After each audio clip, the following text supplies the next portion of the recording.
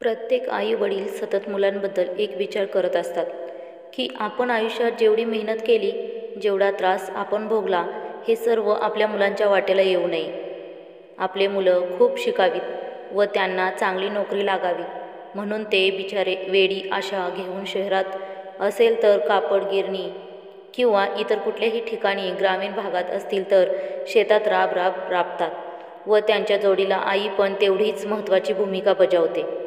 तिला वाटते की खरंच माझा मुलगा खूप शिकावा, असं म्हणून ती पण 4-5 घराची धुणी भांडी किंवा शेतात दिवसभर काम करते. जो तो रात्रंदिवस काम करून आपल्या मुलांना लहानाचं मोठं करताना दिसतात. ते आपल्या मुलाला शाळेत घालतात, त्याला चांगले शिक्षण मिळावे, त्याला चांगले कपडे मिळावे यासाठी आपले जीवाचं रान करतात. अशातच त्यांचं आयुष्य जातं. मुलं शिकतात, कॉलेजला जातात व आपल्या आईवडिलांच्या मेहनतीच्या पैशावर तो मुलगा बूट, नवीन कपडे अशी ऐश पेश जीवन जगतो व बिचारे आईवडील पण तेच स्वप्न पाहतात की आपल्याला कितीही मेहनत करावी लागली तरी चालेल, पण आपल्या मुलांचं जीवन चांगले जायला पाहिजे.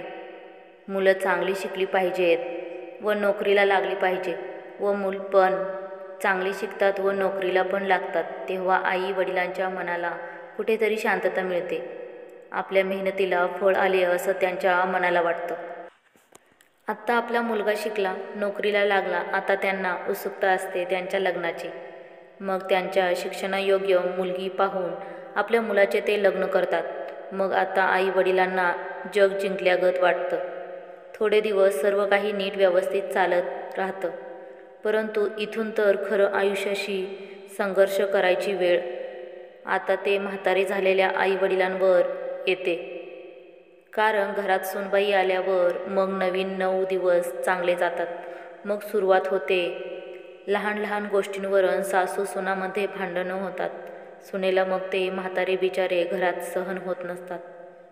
मग मुलगा आई वडिलांनी एवढी मेहनत करून आपल्याला इथंपर्यंत पोहोचवले व आपल्याला कधी दुसऱ्याच्या शेतात कामाला पाठवलं नाही, हे सर्व बायकोच्या प्रेमापोटी, हे सर्व क्षणात विसरून आई वडिलांना वृद्धाश्रमात पाठवण्याचा निर्णय घेऊन टाकतो. मुलाची बायकोला तर खूप आनंद होतो की म्हातारी वृद्धाश्रमात जाणार म्हणून. एखादा किल्ला सर केला असे तिला वाटतं. परंतु त्या आई वडिलांनी रात्रंदिवस जीवाचं रान करून मुलाला शिकवलेलं असतं, इथंपर्यंत पोचवलेलं असतं आणि तोच मुलगा आता त्यांना वृद्धाश्रमात पाठवण्याच्या गोष्टी करतोय. याचा विचार करून त्या म्हाताऱ्या आई वडिलांचं मन काय म्हणत असेल, किती दुःख होत असेल त्यांना, त्यांच्या हृदयाला. तरी ते बिचारे आई वडील वृद्धाश्रमात जायला तयार होतात. खूप जड अंतकरणाने वृद्धाश्रमाची वाट धरतात. त्यांना आश्रमात जाताना खूप दुःख होतं. परंतु आपण वृद्धाश्रमात राहून जर आपला मुलगी सुखी राहत असेल तर ते पण त्यांना मान्य असतं. किती त्याग करतात ते आपल्या मनाचा, फक्त आपल्या मुलांसाठी. मुलाच्या सुखासाठी आई वडील काही पण करायला तयार होतात. परंतु मुलांना असं करताना जरा पण दुःख होत नसेल का? बायकोच्या प्रेमापोटी तो खूप आंधळा झालेला असतो. मी तर म्हणेन आपली संस्कृती काय आणि आपण आज आई वडिलांसोबत असं वागतोय याचा विचार करायला हवं. पूर्वी एकत्रित कुटुंब पद्धती असायची. लहान मोठे करून 20-25 माणसं घरात राहायची. दिवसभर घरातील कामं पुरायची. आता ती संस्कृती कुठेतरी लोप पावताना दिसत आहे. प्रत्येकजण आता आई वडिलांना वेगळं ठेवून नवरा बायको राजा राणीचा संसार करू पाहत आहेत. परंतु हे लक्षात घेतलं पाहिजे, आपलं काही अस्तित्व नाही. जे काही आहे ते सर्व आपल्या आई वडिलांच्या कर्तृत्वामुळे आहे आणि आपण ज्यांच्यामुळे आज इथंपर्यंत आहोत त्यांनाच वृद्धाश्रमात पाठवून राजा राणीचा संसार कसा करू शकतो याचा विचार केला पाहिजे. आई वडिलांच्या उतारवयात आपण आधार बनलं पाहिजे. परंतु दिवसेंदिवस वृद्धाश्रमांची संख्या वाढत चालली आहे. कारण की आजच्या परिस्थितीत आई वडिलांना सोबत ठेवण्याची कुणाचीही इच्छा दिसत नाही.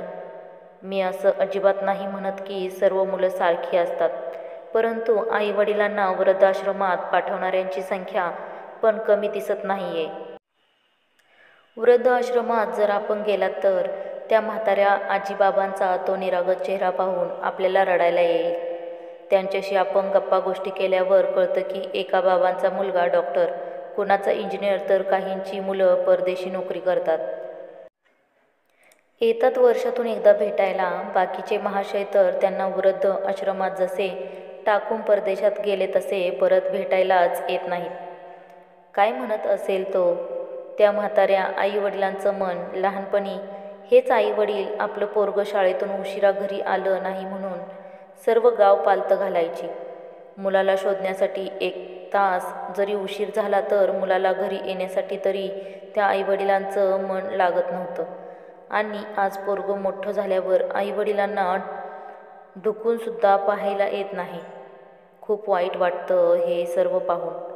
काही मुलं ठेवतात आईवडिलांना घरात, पण त्यांना म्हातारपणात त्यांना नीट दिसत नसल्याने रात्री अपरात्री बाथरूमला जाण्यासाठी मुलाला उठवतात आणि मुलाला या गोष्टीचा खूप राग येतो. रात्री उठायची कटकट नको म्हणून ते मुलं त्या म्हाताऱ्या आईवडिलांना रात्री पोटभर जेवणसुद्धा देत नाहीत, कारण त्यांना रात्री त्रास नको म्हणून. खरंच खूप दुःख होतं हे सर्व पाहिल्यावर. 4-5 दिवसांपूर्वी एका वर्तमानपत्रात बातमी वाचली होती की एका सोसायटीमध्ये आजी वारली होती व तिचा मुलगा व मुलगी परदेशात नोकरी करतात.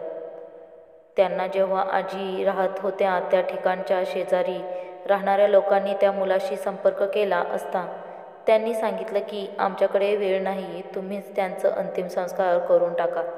असं काय म्हणावं या अशा लोकांना? काही संस्कृती काय आणि आज आपण कसे वागत आहोत याचं आत्मचिंतन करायला हवं. आपल्यासाठी आपल्या आईवडिलांनी किती वाईट दिवस काढले असतील ते आपण विसरू नये. आईवडिलांना वृद्धाश्रमात पाठवण्याअगोदर 10 मिनिट शांत डोक्याने विचार करून आपले लहानपणी त्यांनी आपल्यासाठी काय काय त्रास सहन केलाय तो आठवून बघा. नक्कीच आपलं मन परिवर्तन होईल. बायकोला पण समजावून सांगा की आपण आईवडिलांसोबत जे करतोय किंवा करायला जातोय हे योग्य नाही. नक्कीच असं केल्याने यांच्यातून मार्ग निघेल व आपले आईवडिलांना देवासमान वागणूक द्या. त्यांच्या उतार वयात त्यांना तुमची खूप गरज आहे. आईवडिलांची सेवा केल्याने पुढचे येणारे दिवस तुमचे नक्की चांगले येतील.